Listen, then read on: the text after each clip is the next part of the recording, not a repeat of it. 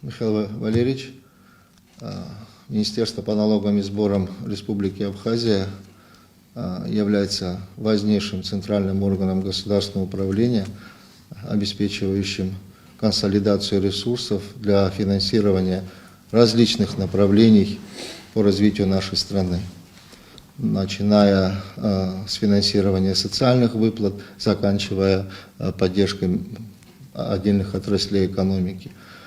Поэтому хотел бы от вас сегодня услышать о итогах деятельности Министерства по налогам и сборам, а в частности о ходе администрирования за 2024 год, ну и самый главный вопрос о том, как же обстоят дела за текущий год, за эти два первых месяца 2025 года.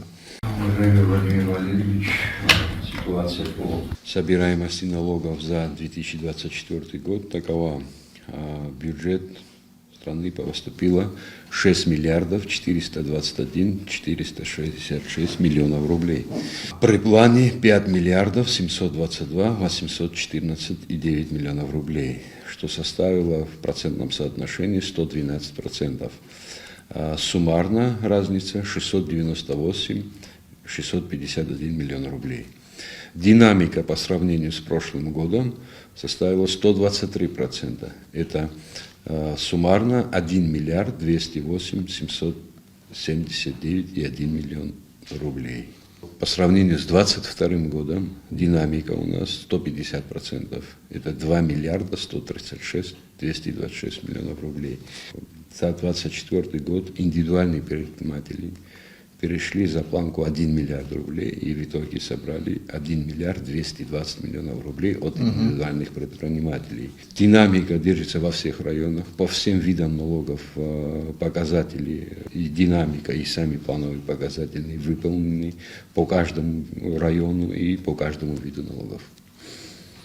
Спасибо. Те цифры, о которых вы сейчас сказали, мы пристально за ними следим. Как говорится, мы здесь держим руку на пульсе, и я просмотрел вашу отчетность за предыдущие годы. Достаточно внушительная динамика, которая превышает более 100% по отношению к периодам трехлетней давности. Это очень хороший показатель.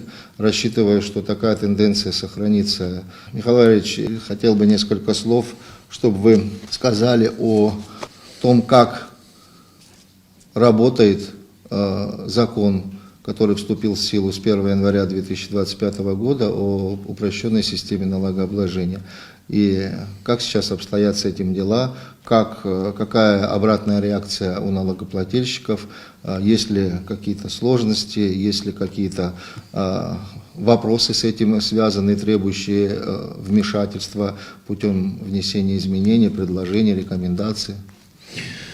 Что касается закона об упрощенной системе налогообложения, уже более 400 человек, предпринимателей обратилось.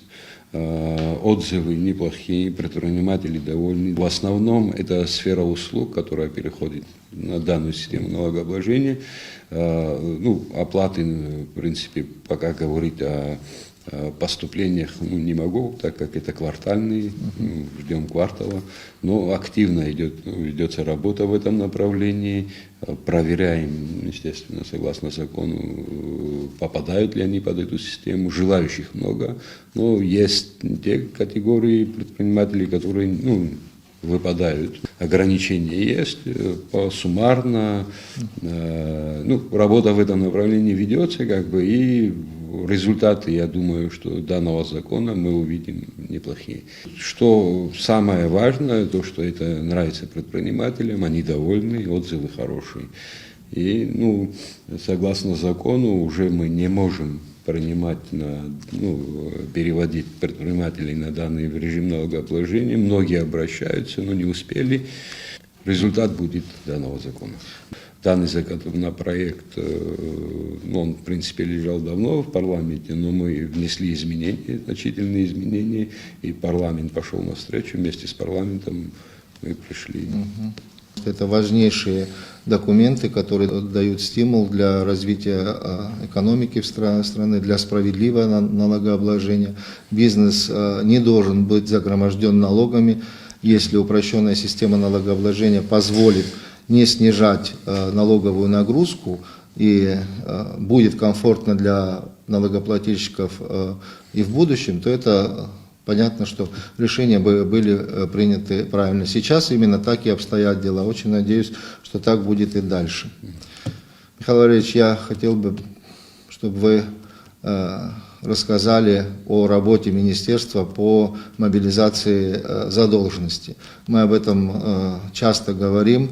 Дело в том, что принимаемые решения в налоговом законодательстве не должны касаться только тех налогоплательщиков, которые являются добросовестными. Поэтому здесь очень важна ваша работа в этом направлении. Мы знаем, что вы предметно этим занимаетесь, у вас определенное направление в министерстве создано по работе с этой задолженностью. Расскажите, как обстоят дела? Владимир Валерьевич, нами было принято решение, создано управление по работе с задолженностью. Данное управление плотно занимается именно недоимками. Мы в тесном сотрудничестве с судебными приставами. В этом направлении ведется работа. Вся практически задолженность, которая образовалась, ну, можно сказать, как нереальная задолженность, это там, года там, с 2016-2015 годов, все переданы в службу судебных приставов в этом направлении. На сегодняшний день те долги, которые образовываются, есть на самом деле ситуация, у кого трудности, обращаются люди, кому-то идем навстречу там, с определенными графиками. Ну, естественно, текущие платежи должны быть уплачены. Ну, работаем в плане того, что даем возможность людям делать графики по вот старым долгам. Вот у нас сейчас на сегодняшний день текущая недоимка 358 миллионов рублей. Это хороший показатель. Текущая задолженность должна увеличиваться, так как люди сдают отчетность, значит, появляется. Это контролируется автоматически. Сейчас мы внедряем автоматическую блокировку счетов. Это вовремя, если человек не сдал отчетность, у него будут блокироваться счета. Также будет внедрено автоматическое инкассо. Это чтобы автоматически блокировать срок уплаты, сразу будет выставляться инкассо. Но, к сожалению, есть люди, которые не пользуются счетами, по ним собираются материалы, у кого-то в прокуратуре материалы есть. Судебные приставы очень помогают в этом отношении нам. Еще так хочу сказать, что на сегодняшний день у нас автоматизированная выдача справки по недоимкам. Человек, если обратился, допустим, в налоговую со справкой, есть ли у него задолженность, все проверяется через программу, даже обратятся ко мне как к министру, будут просить, я не смогу помочь ни в чем, пока они не погасят или не составят график. Такая вот работа ведется, и мы не останавливаемся в этом направлении, дальше будем работать.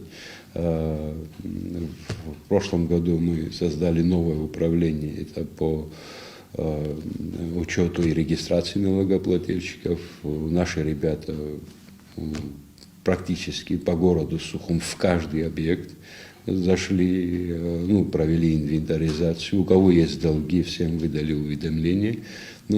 Работа не останавливается, ведется, и в будущем тоже есть планы по реформированию нашей системы. Спасибо.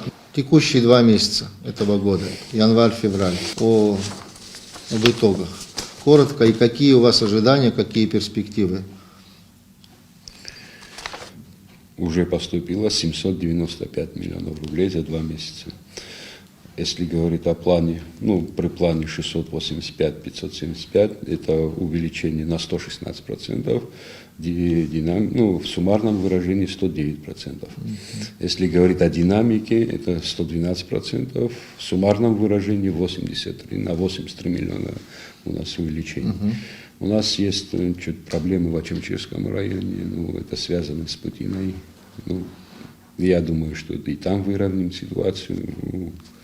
Хотел бы спросить о том, как ведется работа по подготовке нормативно-правовых документов, с какими инициативами вы вышли, с какими собираетесь выходить. В парламенте на сегодняшний день лежат два законопроекта. Это изменение в закон о государственной налоговой службе и изменение в закон об основах налоговой службы. Там есть такой пункт, это пеня. Пеня на сегодняшний день у нас 0,3%. Мы вышли с предложением на 0,1% уменьшить данную пеню. Также вы знаете, что разработан налоговый кодекс, он находится в администрации президента. Надеемся, мы в тесном общении с парламентом, парламент слышит, понимает и поддерживает. И надеемся, что с администрацией президента в скором будущем он попадет в парламент и будем уже работать над этим кодексом. Дальше у нас уже внутри на сегодняшний день ведется работа по закону о спецналоге и патенте. Наше видение такое, что закон о спецналоге и патенте надо как-то его объединить, превратить, создать какой-то гибрид и выйти с этим предложением парламента. Работа ведется в этом направлении. Также над законом о земельном налоге ведется работа над законом об налоге на имущество. И в скором будущем, скорее всего, выйдем уже с предложением. Это то, что нужно сегодня нашему бизнесу, в конечном итоге нашим гражданам для улучшения качества их жизни. Это главная цель, которая стоит перед всеми нами, и мы обязаны достигать этой цели и принимать меры по скорейшей реализации намеченных нами планов. Михаил Валерьевич, я хотел бы поблагодарить вас за работу, которая ведется в Министерстве по налогам и сборам. Не сбавляем темпы, в таком же ритме работаем. Полагаю, что профессиональный коллектив, который вы возглавляете, такого же мнения. Там, где мы имеем некоторые риски, о которых вы сейчас сказали, в частности, с поступлением отдельных видов налогов в Ачимчирском районе, тоже надо внимание на это обратить. Там перераспределение может быть, бюджетного задания, но ни в коем случае мы не должны снижать уровень администрирования. И, как обычно, продолжать работу по мобилизации просроченной задолженности. Это очень важный аспект, важный аргумент. Я бы хотел еще напомнить о том, что нам предстоит работа по оценке эффективности налоговых льгот. Это тоже очень важный, актуальный вопрос, который стоит. Мы должны оценить, принимая решение о предоставлении льгот, насколько это эффективно. Льгота, безусловно, нужна, но нужна только в тех отраслях экономики, отрасли, которые нуждаются. Если этого не происходит, тогда мы получаем несправедливую систему налогообложения. Естественно, мы будем общаться и с бизнес-сообществом, и с конкретными налогоплательщиками, и в этом направлении должны найти точку опоры, соприкосновения, чтобы принять правильные решения в этой сфере. Благодарю вас за сегодняшнюю встречу. Очень надеюсь, что, повторюсь, что именно так будет работа построена и дальше. Спасибо. Спасибо, Валерьевич. Те трудные времена, которые мы сейчас прошли буквально недавно, все активно, дружно работали и достигли тех результатов, которые есть, и будем продолжать в этом направлении. Благодарю.